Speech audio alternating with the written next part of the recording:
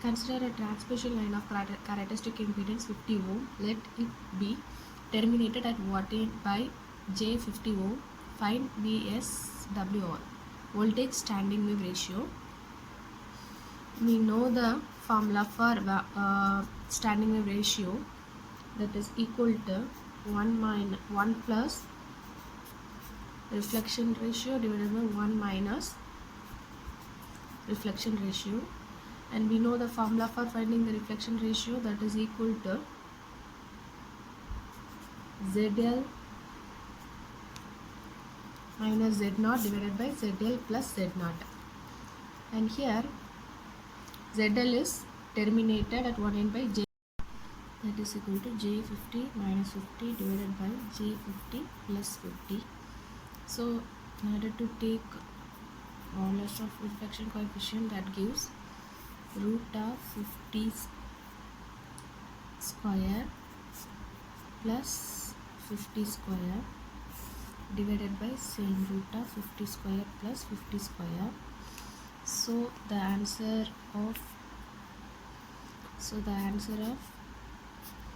this is equal to 1. So putting this value in VSWR equation, we will get 1 plus 1 divided by 1 minus 1. So 2 divided by 0, the answer becomes infinity. So here the answer is infinity. Next question. A lossless transmission line having characteristic impedance of 100 ohm is connected to a load of 200 ohm. The voltage reflection coefficient is formula ZL minus Z0 divided by ZL plus Z0, and here ZS is load of 200 ohm, so 200,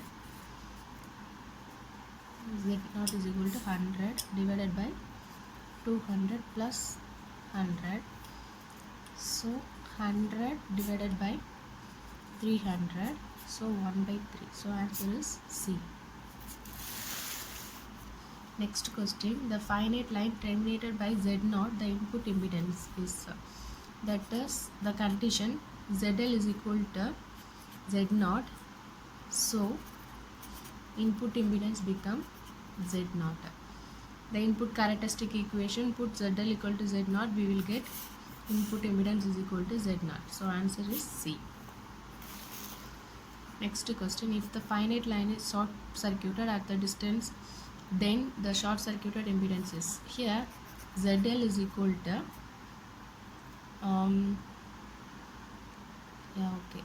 short circuited means ZL is equal to 0.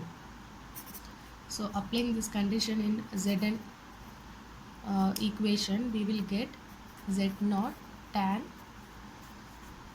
L. So A is the answer. Next question. Impedance matching satisfy the principle of,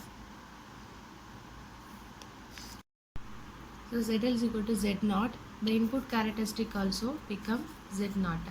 In this condition, there is no reflection and all waves are transmitted, so maximum power transfer to the load. So the principle of maximum power transfer.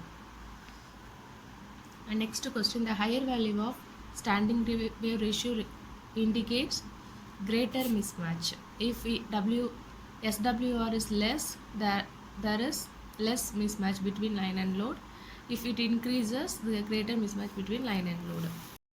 The condition for distortionless line is given by R by G is equal to L by C. This is a condition for distortionless line. So A is the answer. Next question. The base velocity in transmission line is given by is equal to 1 by root of LC. So A is the answer. For a frequency of 300 MHz, the wavelength will be, and wavelength is equal to C by F, and C we know the value 3 into 10 to the power 8, and F here is 300 MHz, so 10 to the power 6. This become 3 into 10 to the power 8, and also this also 10 to the power 8. So the answer is 1 meter. B is the answer. Next question. The characteristic impedance of a lossless transmission line is given by the lossless transmission line. Z is equal to Z become R by G. So lossless condition, R by G is equal to L by C. So here L by Z is equal to root of 2. L by C. C is the answer. Next question, mark the correct relation. We know the formula for standing wave ratio, so A is the answer. Next question, VSWR is defined as the ratio of, that is maximum potential divided by minimum voltage. So E max divided by E min is the answer.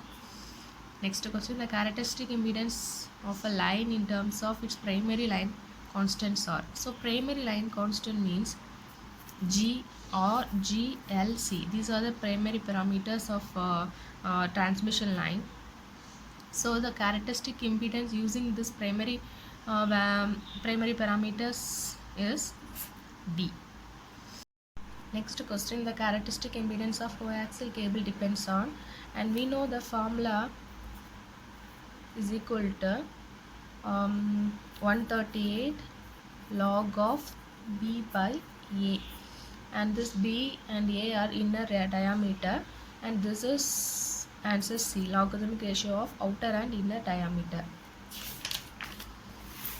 And next question, the strand admittance of a transmission line is given by, that is Y is equal to 1 by Z, and here C, Y is equal to G plus J omega C. This is the answer.